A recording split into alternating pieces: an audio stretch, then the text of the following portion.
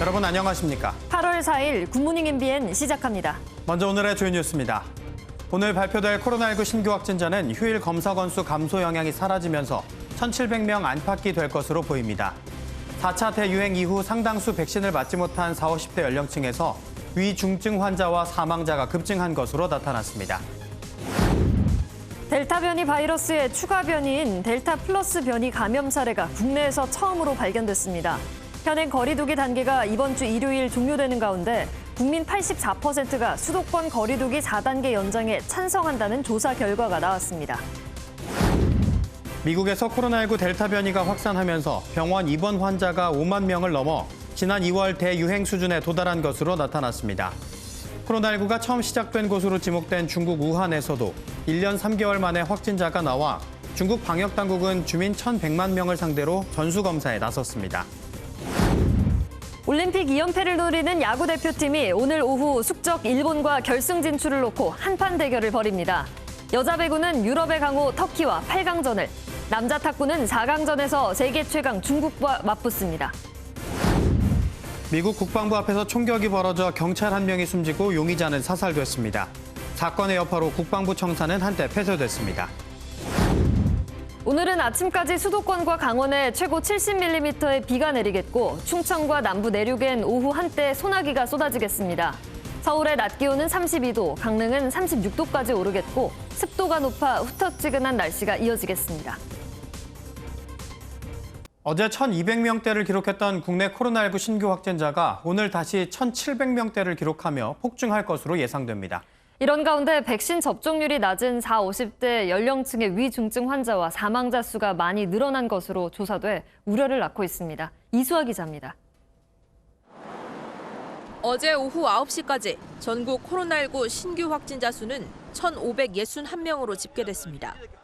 휴일 검사량 감소 영향으로 1,032명을 기록했던 그제 같은 시간대보다 529명 증가한 수치입니다. 최근 일주일간 코로나19 확진자 수는 1,895명에서 1,202명으로 서서히 감소세를 보이는 듯했습니다. 오늘 신규 확진자 수는 1,700명대 안팎을 기록할 전망입니다. 신규 확진자 수가 28일째 4자릿수를 기록 중인 가운데 최근 40대에서 50대 연령대 사망자, 위중증 환자 수도 눈에 띄게 늘어난 것으로 나타났습니다. 한 달 새 해당 연령층의 위중증과 사망자 수는 20명에서 111명으로 증가했는데 백신 접종률이 높은 60세 이상 연령층의 수치와는 대조적입니다. 60세 이상의 연령층의 중증화율은 모두 8% 수준으로 유지되고 있었습니다. 그런 반면에 40대에서 50대 연령층의 위중증 그리고 사망자 수는 5.6배가량 증가하였고 방역당국은 위중증 환자와 사망자 중 40대에서 50대가 57%를 차지하는 만큼 백신 접종에 적극적으로 참여해달라고 당부했습니다. MBN 뉴스 이수아입니다. 지난 한 주 동안 확인된 델타 변이 감염자는 2,000명에 육박하고 델타 검출률도 61.5%로 뛰었는데요. 이 와중에 국내에서 처음으로 델타 플러스 변이 감염자도 확인됐습니다. 델타 플러스에 대한 전파력이나 백신 효과에 대한 정확한 정보는 아직 부족한데 방역당국은 델타 변이와 비슷할 것으로 봤습니다. 유호정 기자입니다. 방역당국이 확인한 델타 플러스 변이 감염자는 모두 2명입니다. 한 명은 지난달 23일 미국에서 입국했고 다른 한 명은 해외 이력이 없는 40대 남성으로 지난달 26일 확진 판정을 받았습니다. 현재까지 같이 사는 아들 외에 추가 확진은 없습니다. 두 사람 모두 아스트라제네카 접종을 완료한 상태에서 확진된 돌파 감염 사례고 중증은 아닌 걸로 파악됐습니다. 다만 감염 경로가 아직 확인되지 않아 지역사회에 이미 델타 플러스가 퍼져 있을 가능성도 있습니다. 델타 플러스 변이는 전파력이 강한 델타 변이에 베타 변이에서 보이는 백신 회피 특성이 결합한 변이입니다. 다만 방역당국은 전파력이나 백신 효과를 떨어뜨리는 위험도는 델타 변이와 비슷할 걸로 보고 있습니다. 델타 플러스는 비변이에 비해서 2.7에서 5.4배 정도의 중화능 저해효과를 가지고 있습니다. 이 수치는 델타 변이 바이러스와 큰 차이가 없는 이런 가운데 지난 일주일 동안 돌파 감염 추정 사례는 353건, 이 중 60%가 델타 변이로 추정되며 첫 사망 사례도 나왔습니다. 방역당국은 그럼에도 중증과 사망을 예방하는 건 백신이라는 점을 거듭 강조했습니다. 어제 오전 백신 1차 접종자는 누적 2천만 명을 넘겼습니다. 어젯밤 8시부터는 수도권을 시작으로 18세부터 49세 우선 접종 대상자의 사전 예약이 시작됐습니다. MBN 뉴스 유호정입니다. 수도권 4단계 거리두기가 4주째 이어지고 있지만 확산세는 좀처럼 꺾이지 않고 있죠. 우리 국민 10명 가운데 8명은 수도권 4단계 연장에 찬성하는 것으로 조사됐습니다. 4단계 조치를 시행 중인 대전에선 대중교통 운행 감축에 들어갔습니다. 강영호 기자입니다. 오는 8일 종료되는 수도권 4단계 거리두기 조치에 대해 우리 국민 상당수가 연장이 필요하다고 보는 것으로 나타났습니다. 지난달 27일부터 사흘간 진행된 조사에서 4단계 거리두기 연장에 찬성한다는 의견은 84%로 나타났습니다. 종료 시기를 묻는 질문에선 9월 말로 응답한 비율이 25.1%로 가장 높았고 코로나 종식이라고 답한 비율도 10.4%를 차지했습니다. 자영업자들 사이에서도 9월 말 혹은 11월 말로 응답한 비율은 일반 국민과 비슷한 수준을 보였습니다. 4차 유행이 진행 중인 가운데 우리나라가 코로나로부터 안전하다는 응답은 28.0%로 한 달 전보다 약 22.8%포인트 하락하였습니다. 시민들의 이런 인식은 4단계 조치만으로는 지금의 4차 대유행이 쉽게 종식되지 않을 것이라는 비관적 전망 때문으로 풀이됩니다. 실제로 수도권을 제외한 광역지자체 중 유일하게 4단계를 시행 중인 대전은 격상 이후에도 하루 평균 70명이 넘는 확진자가 나오고 있습니다. 7월 확진자 중에서 변이 표본 검사를 한 결과 100명 중 88명이 델타 변이 바이러스로 확인되었습니다. 대전시는 이동량을 줄이기 위해 어제부터 밤 10시 이후 시내버스 운행을 절반가량 줄이고 지하철 배차 간격은 10분 이상 늘리기로 했습니다. 방역당국도 이번 주중까지 전국 확진자 추이를 지켜본 뒤 추가 방역 조치를 결정할 계획입니다. MBN 뉴스 강영호입니다. 미국의 입원 환자가 지난 2월 대유행 수준으로 치솟은 가운데 뉴욕시가 백신을 맞아야만 식당과 헬스장에 들어갈 수 있도록 했습니다. 중국도 우한에서 15개월 만에 확진자가 발생해 주민 1,100만 명을 상대로 전수검사에 들어갔습니다. 정설민 기자가 보도합니다. 코로나19 검사를 받으려는 차량들이 길게 늘어서 있습니다. 마스크 착용이나 백신 접종 의무화 등을 거부해온 플로리다주에서는 델타 변이가 폭발적으로 확산하고 있습니다. 미국 전역의 입원 환자도 5만 명을 넘어섰는데 지난 2월 대유행 당시와 맞먹는 수준입니다. 뉴욕시는 백신 접종률을 높이기 위해 칼을 빼들었습니다. 식당과 헬스장 등 실내 시설에 들어가려면 백신을 맞았다는 사실을 증명하도록 했습니다. And if you're vaccinated, all that's going to open up to you. You'll have the key. You can open the door. 중국도 우한에서 15개월 만에 확진자가 발생하는 등 비상이 걸렸습니다. 지난해 76일간의 도시 봉쇄를 겪었던 우한은 부랴부랴 관련 지역을 봉쇄하고 전 주민을 대상으로 핵산 검사에 나섰습니다. 迅速启动全市全员核酸检测，全面筛查核酸阳性和无症状感染者。 상하이에서도 6개월 만에 확진자가 나오는 등 중국에서는 지난 2주 동안 500여 명의 감염자가 발생했습니다. MBN 뉴스 정설민입니다.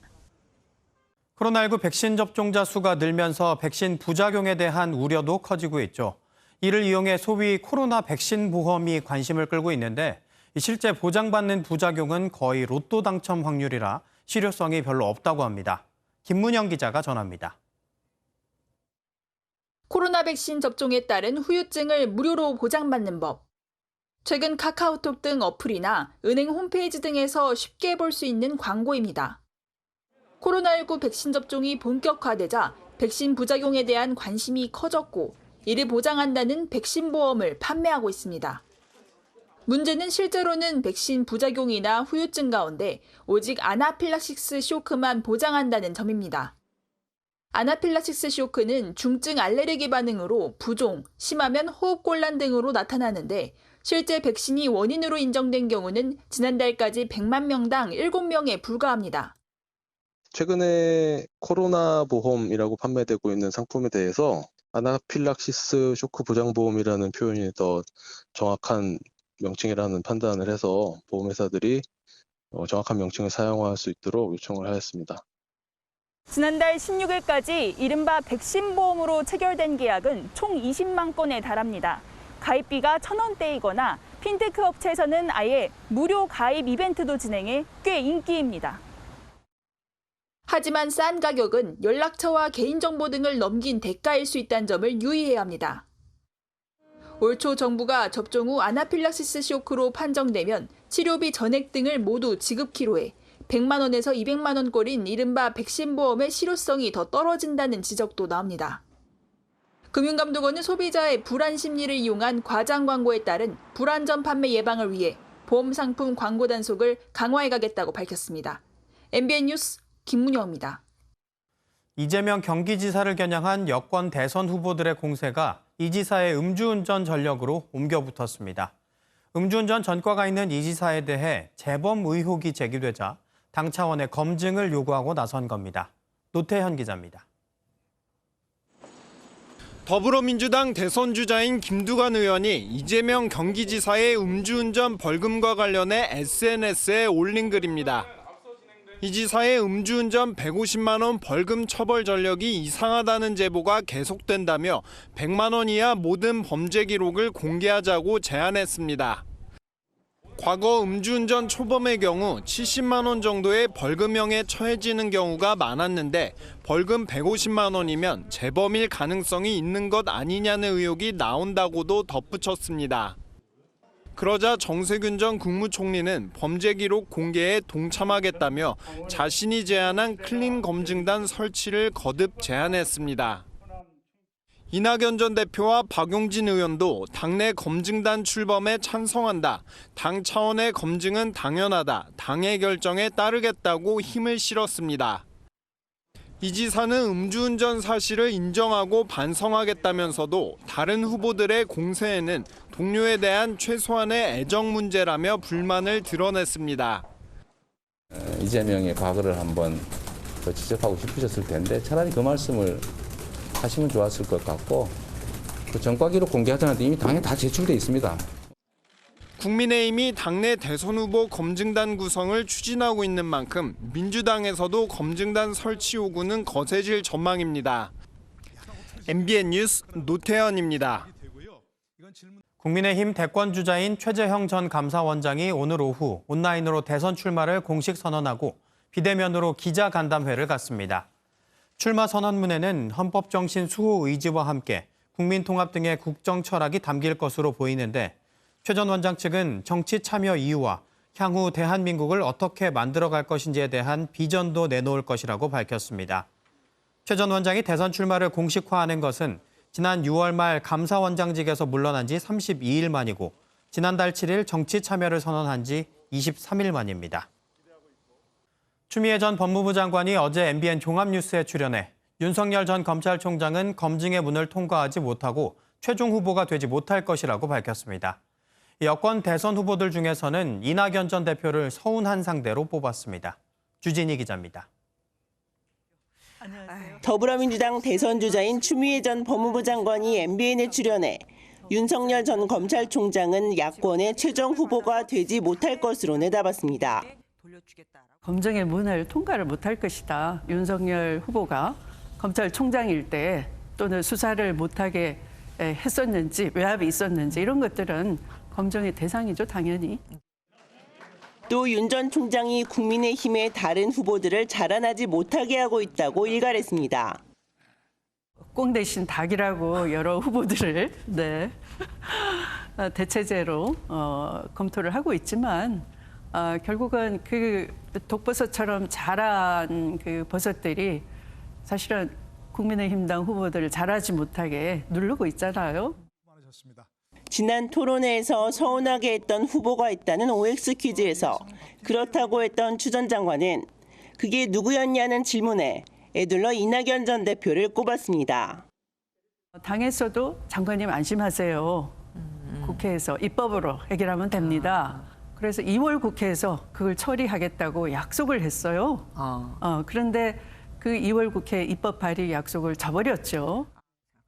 추 전 장관은 21세기는 땅보다는 땀이 높은 사람이 높은 세상이 되어야 한다며 새로운 리더십으로 추미애의 지지를 호소했습니다. MBN 뉴스 주유진입니다. 박지원 국정원장이 어제 국회 업무보고에서 남북 연락망 복구는 북한이 요청했고 한미연합훈련을 중단하라는 요구에 대해 유연하게 대응해야 한다고 밝혔습니다. 국민의힘은 국정원이 한미연합훈련의 중단에 대한 입장을 밝히는 건 부적절하다며 김여정 하명기관이냐며 비판했습니다. 배준우 기자입니다. 박지원 국가정보원장이 국회 정보위 전체 회의에 출석해 남북 통신 연락선 복원은 북한 김정은 위원장이 요청했다고 보고했습니다. 또한 북한을 대화로 유인하려면 대북 제재 일부를 조정하거나 미뤄야 할 거라고 언급했습니다. 지난 3년 동안 핵실험을 하지 않고 ICBM도 발사하지 않았는데 미국이 아무런 상응 조치도 하지 않았다는 불만이 쌓여 있는 것으로 보인다면서 미국이 대북 경제 제재 일부를 조정 또는 유예해서 한미연합훈련 취소를 요구한 김여정 노동당 부부장의 담화에 대해선 연합훈련을 중단할 경우 남북관계 상응 조치 의향을 표출한 것이라며 유연하게 대응하는 것을 검토해야 한다고 밝혔습니다. 국민의힘은 한미연합훈련에 대한 박 원장의 입장 표명에 거세게 반발하며 철회와 사과를 요구했습니다. 한미연합훈련 중단이라는 김여정의 요구에 대해서 국정원이 입장을 밝히는 것은 바람직하지 않다. 국정원이 사실상 김여정의 하명기관으로 전락했다. 박 원장은 김 위원장 뒤통수 패치 논란에 대해선 패치는 며칠 만에 제거했고 흉터는 없었다며 건강 이상 징후는 없는 것으로 판단한다고 밝혔습니다. MBN 뉴스 배준우입니다. 미국 금융당국이 가상화폐 시장을 가능한 최대 한도로 관리 감독하겠다는 의지를 밝혔습니다. 게리 겐슬러 미국 증권거래위원회 위원장은 현지 시간으로 어제 열린 에스펀 안보 포럼에서 가상화폐 시장은 무법천지였던 서부시대 같다며 투자자들을 보호할 더 많은 자원이 필요하다고 강조했습니다. 특히 가상화폐 시장이 투자자 사기와 시장 조작에 취약하다는 점을 우려한 겐슬러 위원장은 가상화폐 시장이 규제 공백에 빠지지 않도록 의회로부터 추가 권한을 승인받아야 한다고 촉구했습니다. 현지 시간 어제 오전 미국 버지니아주 알링턴의 미 국방부 청사 앞 버스 정류장에서 총격 사건이 벌어졌습니다. 경찰 한 명이 흉기에 찔려 숨졌고 용의자도 경찰에 사살된 가운데 부상자도 여러 명 나온 것으로 전해졌습니다. 미 국방부 청사는 총격으로 1시간 넘게 폐쇄됐다가 해제됐습니다. 10손가락이 없는 몸으로 세계 7대륙 최고봉과 히말라야 14좌를 완등하고 실종된 김홍빈 대장의 장례 절차가 오늘부터 광주에서 열립니다.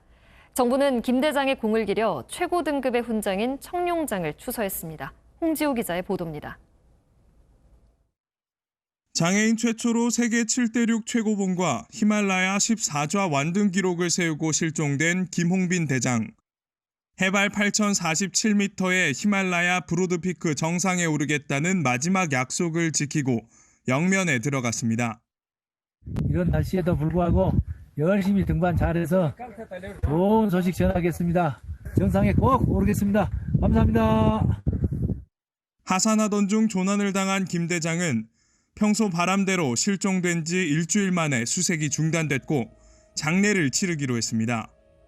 장례는 오늘부터 5일 동안 광주 염주종합체육관에서 산악인장으로 치러집니다. 첫날 오전에는 문화체육관광부 주관으로 김 대장에게 수여된 청룡장 추서식이 진행됩니다. 청룡장은 체육 발전에 이바지한 공적이 뚜렷한 체육인에게 주어지는 최고 등급의 체육훈장입니다. 마지막 날에는 유가족과 원정대원 등이 참석한 가운데 연결식이 거행됩니다. 코로나19 여파로 추모 인원이 제한되는 만큼 광주시 홈페이지에는 온라인 분향소도 마련됐습니다. 지금까지 800명 넘게 온라인으로 헌화했고 희망을 줘서 감사하다는 시민들의 메시지도 담겼습니다. 모든 절차가 마무리되면 김 대장의 영정은 광주 무등산 문빈정사 납골당에 안치될 예정입니다. MBN 뉴스 홍지호입니다. 입맛 없는 여름엔 새콤달콤한 비빔면이 인기가 많은데 1인분은 양이 적다고 해서 실제로 1.5인분 제품이 출시되기도 했죠. 그런데 1.5인분 이거 하나만 먹어도 하루 나트륨 권장량을 훌쩍 뛰어넘는다고 합니다. 그렇다고 밍밍하게 먹을 수는 없는 노릇이고 어떻게 먹어야 할까요? 박은채 기자가 취재했습니다. 여름철 SNS에 자주 등장하는 비빔면. 뜨겁지 않고 입맛을 돋궈주기 때문입니다. 유재희 씨도 요새 일주일에 2-3번은 비빔면을 먹는데 한 번에 보통 1개 반 정도 먹습니다. 평소에는 한 1개 반 정도 먹고 배고플 때는 2개까지는 먹는 것 같아요. 비빔면만 먹을 때는 국물도 없으니까 좀 양이 많이 적은 것 같아요. 그런데 소비자원 조사 결과 비빔면 1개만 먹어도 나트륨이 하루 권장량의 최대 82%에 달하는 것으로 나타났습니다. 포화지방도 하루 권장량의 절반이 넘습니다. 비빔면 양이 너무 적다는 소비자들의 요구에 1.5인분짜리 제품이 출시되기도 했는데 1.5인분이면 하루 권장량을 훌쩍 뛰어넘게 됩니다. 자장라면도 마찬가지입니다. 심지어 제품 겉면에 표시된 것보다 더 많은 양의 나트륨이 함유된 제품도 있었습니다. 고혈압이나 심장병의 원인이 되는데 이런 류의 라면은 국물이 없어 소비자가 짠맛을 조절하기도 어렵습니다. 소비자가 국물 섭취량 조절을 통해서 포화지방과 나트륨 함량 섭취를 줄일 수가 없기 때문에 사업자의 적극적인 저감이 필요하겠습니다. 소비자원은 물을 충분히 넣어 면을 끓이고 나트륨 배출에 도움이 되는 고구마나 바나나를 함께 먹으면 좋다고 설명했습니다. MBN 뉴스 박은채입니다. 공공분양 특별공급과 신혼희망타운 당해 지역 등 수도권 신규 택지 3,955가구의 첫 사전 청약에 모두 4만 명이 신청한 것으로 집계됐습니다. 지역별로는 인천 계양의 공공분양 특별공급이 25.7대 1로 가장 높은 경쟁률을 기록했고 성남 복정일 특별공급이 19.8대 1로 뒤를 이었습니다. 오늘부터는 공공분양 일반 공급과 신혼희망타운 수도권 청약 신청의 접수가 시작됩니다. 깨뜨리자마자 달걀 부침이 순식간에 완성되는 어마어마한 화력을 자랑하는 조리기구가 있습니다. 어떤 기구인지 직접 확인해 보시죠. 쩍쩍 갈라진 맨땅 위에 프라이팬을 올려놓고 달걀을 깨뜨려 봅니다. 몇 초 지나지 않아 하얗게 익어버리는 게 맨땅이 거의 전기레인지 수준입니다. 아프리카냐고요? 이곳은 섭씨 43도 불볕더위가 기승을 부리는 그리스 아테네입니다. 기상청 관측 이래 기록된 우리나라 일최고 기온은 지난 2018년 8월 1일 홍천의 41도. 그런데 요즘 그리스 내륙 기온이 42도에서 46도 사이라니 더워도 너무 덥네요. 반대로 브라질은 예상치 못한 추위에 시달리고 있는데요. 머나먼 브라질의 추위가 우리가 매일 마시는 커피에 나비 효과를 불러올 수도 있다고 합니다. 브라질 중남부 농가의 커피나무 열매에 하얗게 서리가 내렸습니다. 남반구 국가인 브라질의 8월은 한겨울이어도 우리나라 봄 날씨 수준이었는데 요즘은 영하권입니다. 세계 최대 커피 생산국 브라질을 덮친 이상 한파에 커피 선물 가격이 급등했는데요. 아라비카 원두 가격은 무려 10%나 폭등했습니다. 급등한 원두 가격이 커피 가격 인상으로 이어질 거란 말이 나오는데 이역만리 브라질의 이상 한파가 우리의 커피 한 잔에 어떤 영향을 미치게 될까요? 여유롭게 해변에 누워있던 피서객들이 부랴부랴 대피하는 소동이 벌어졌습니다. 무슨 일이 벌어진 건지 이탈리아로 가보시죠. 거대한 폭탄이라도 터진 걸까요? 이탈리아의 유명 휴양지 페스카라 해변이 시꺼먼 연기로 뒤덮였습니다. 근처에서 산불이 발생한 건데요. 저런 상황에서 한가롭게 해수욕을 즐길 사람은 없었겠죠. 공포감까지 주는 자욱한 연기에 해변에 있던 수백 명의 관광객과 주민들이 황급히 대피했다고 합니다. 지금까지 굿모닝 월드였습니다. 오늘 대기가 불안정해지면서 벼락을 동반한 강한 소나기가 내리는 곳이 있겠습니다.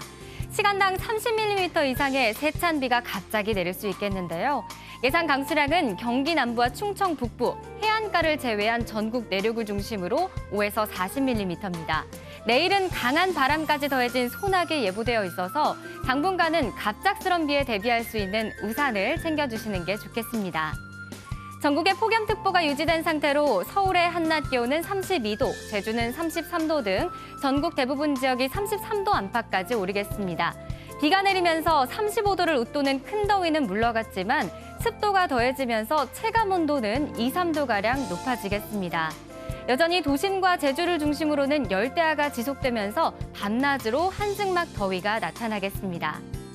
오늘 전국에 가끔 구름 많겠고요. 아침까지 충청 내륙과 남부 내륙에는 가시거리 1km 미만의 짙은 안개가 나타나는 곳이 있겠습니다.